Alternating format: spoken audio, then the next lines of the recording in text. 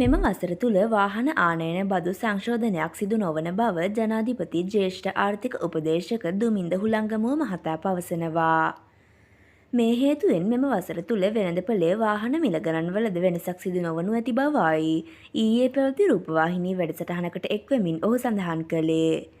අදාළ බදු මේ වන විට ගැසට් කර ඇති බවද එම බදු සංශෝධනය කිරීමේ හැකියාවක් නොමැති බවද දුමින්ද හුළංගමුව මහතා සඳහන් කළා.